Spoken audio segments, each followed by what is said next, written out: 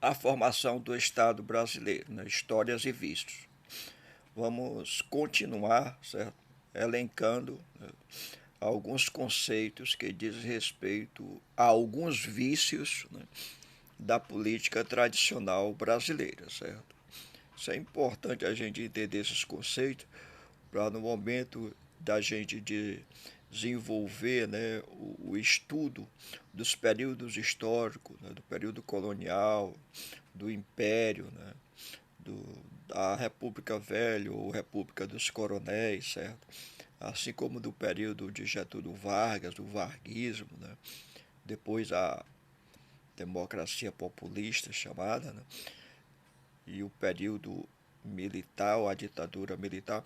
Tudo isso é importante a gente entender, esse processo de praxis política para a gente poder interpretar melhor a história do Brasil, né? Compreender as relações que existem e por que nós nos constituímos da forma como estamos, certo? Porque que o Brasil tem essa diversidade, né? Pluralidade e ao mesmo tempo ainda tem na sua prática política tantos vícios, né? Mas isso vem através de um processo histórico. E para mudar é preciso também todo um conjunto de valores e de organizações e lutas para haver mudança, né? Então, continuando aqui a respeito dos vícios, né, na prática política brasileira, né, nós já vimos o patrimonialismo, o coronelismo e agora vamos ver o assistencialismo. O assistencialismo ele denota uma prática de prestar auxílio para minimizar males individuais ou coletivos. Exemplo, a distribuição de cestas básicas para os flagelados da seca. O que é mais danoso no assistencialismo é o fato de o mesmo não se preocupar com a erradicação das causas dos males sociais.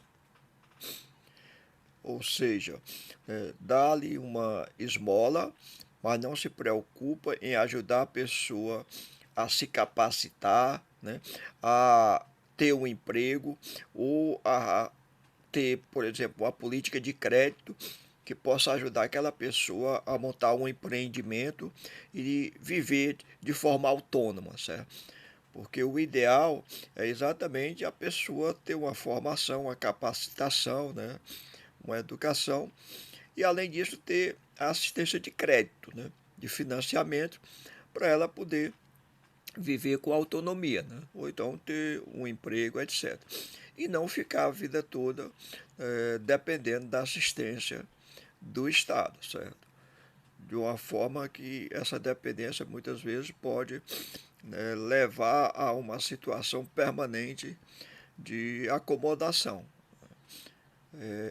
Embora na maioria das vezes, né, esse termo acomodação não seja nem bom ser empregado, porque a estrutura social e as condições sociais dessas pessoas dificultam, né, a sua promoção e o seu desenvolvimento, né?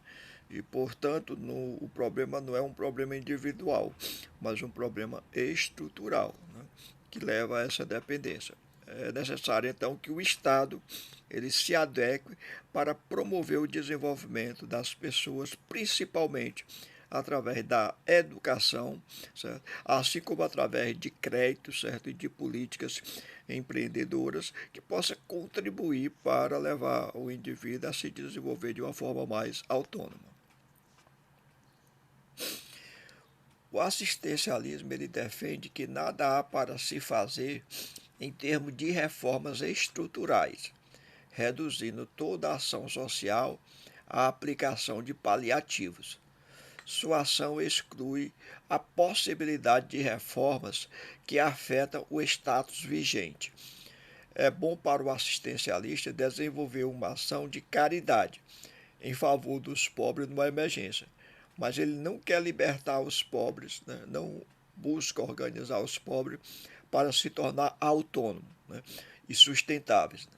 Por isso que há uma crítica muito forte ao assistencialismo, principalmente quando ele quer se transformar numa política permanente, que não muda a forma de dependência das pessoas.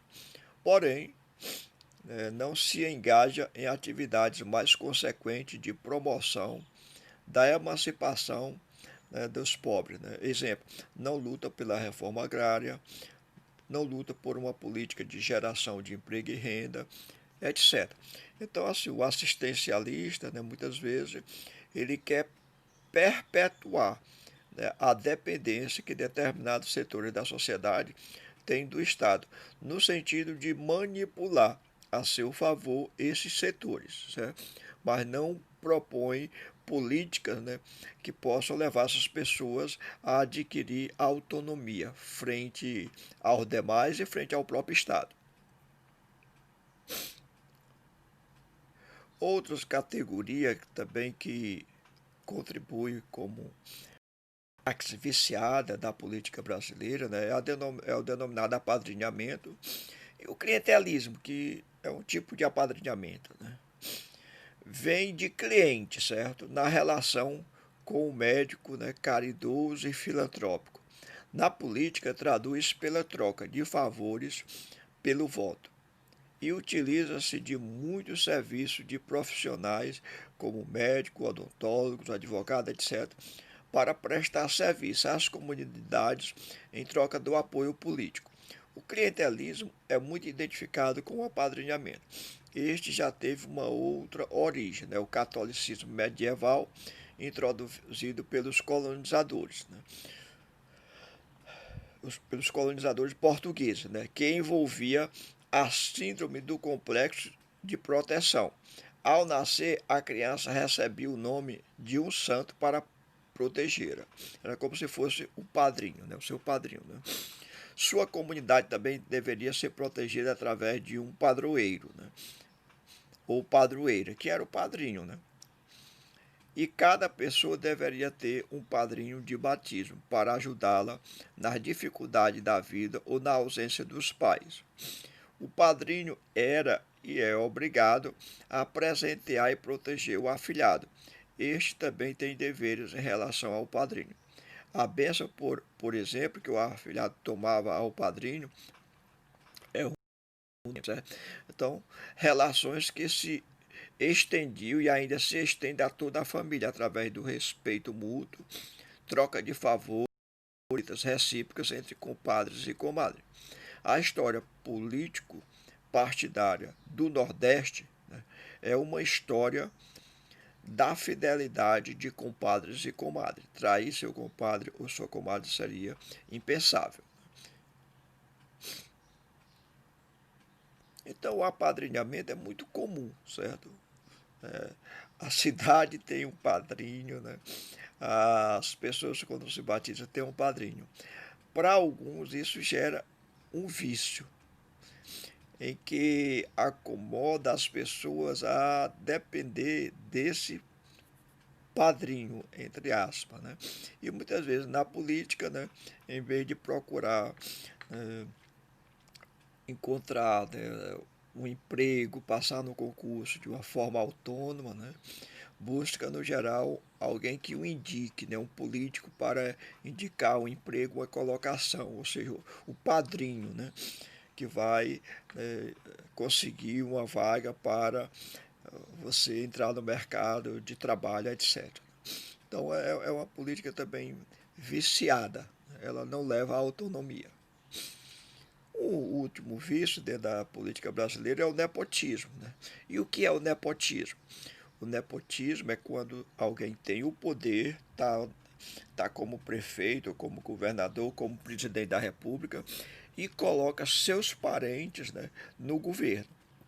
Então, o emprego de parentes, né, de quem tem o poder no governo, né, é o chamado nepotismo, certo? Quando coloca na administração pública parentes, certo? Então, isso é que representa o nepotismo. Quem tem poder, quem está no poder, né, do Estado, do município, né, ou da União, colocar seus parentes, certo?